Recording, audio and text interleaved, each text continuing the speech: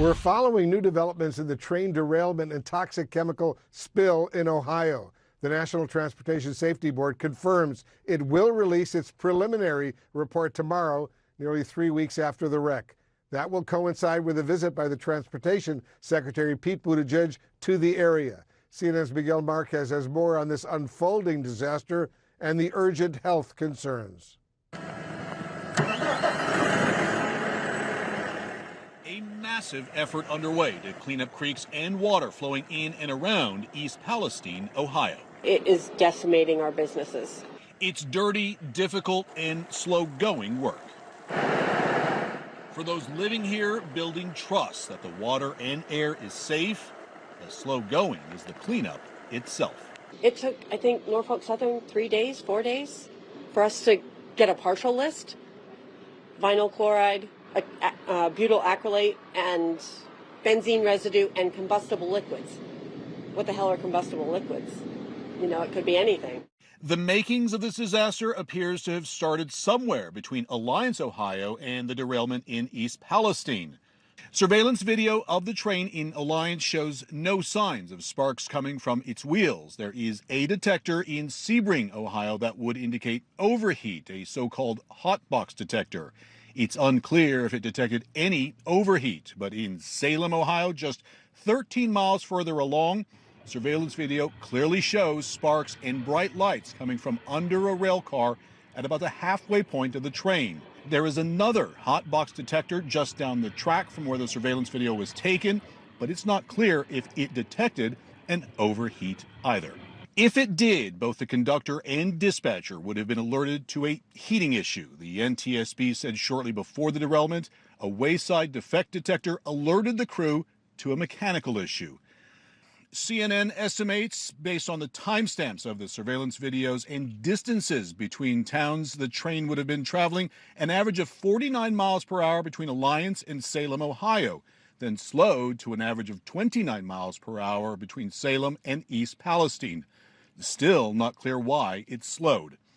The derailment occurred around 8:55 p.m., shortly after the train passed Market Street in downtown East Palestine.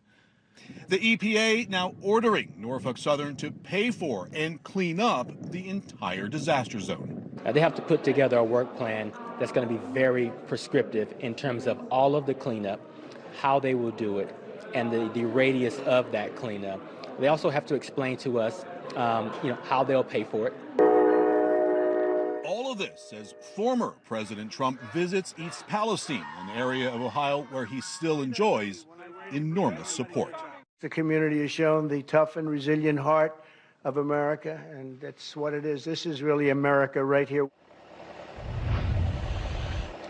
Now, I want to show you how difficult it is to clean up this mess. This is just one location where they are treating water that is contaminated. They aerate it. Those white buoys you see there, those are filters that pick up that toxic sludge that comes through. They are doing this throughout the area, and all organizations now saying that they will be here not for months, but for years. Wolf? Miguel Marquez on the scene for us. Thank you very much. And this note, stay with CNN later tonight for a town hall on the toxic train disaster hosted by our own Jake Tapper. Ohio residents will speak out and try to get answers from top officials. It all begins tonight, 9 p.m. Eastern. Let's bring in CNN political director David Chalian and CNN national correspondent Kristen Holmes. Kristen, you've been following Trump's visit to Ohio today, where he was very critical of President Biden. I want you and all of our viewers to listen to something else he said. Listen to this. I sincerely hope that when your representatives and all of the politicians get here, including Biden, they get back from touring Ukraine, that he's got some money left over. So, Kristen, is that message playing well? I assume it is with his base out there.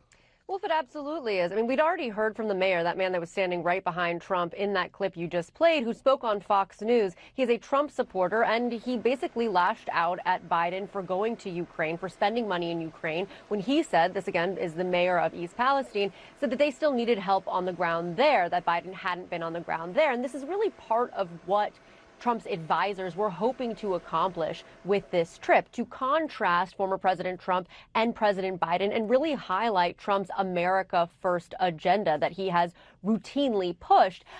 The other thing to point out here is that we know from advisors that conservative commentators and conservative influencers have been calling on Trump for weeks to make this trip to Ohio. They believe that this was an area that was full of Trump supporters, that he could actually make it there, he could make an impact there by visiting. And it was clear today that that is accurate, that was one of the things they tried to approve. The other thing I want to just point out here that advisors had tried to accomplish and hoped to accomplish was to make Trump look presidential in this moment. And this trip really did mimic a White House disaster trip. He visited a site. He was flanked by local officials. So those were the two political things that they were trying to achieve with this trip.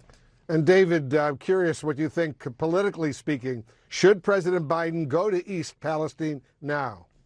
Oh, listen, I'm not in the business of advising President Biden, but I'll say I'll be shocked if he doesn't show up there at some point. There's a long tradition of presidents going to high-profile disaster sites.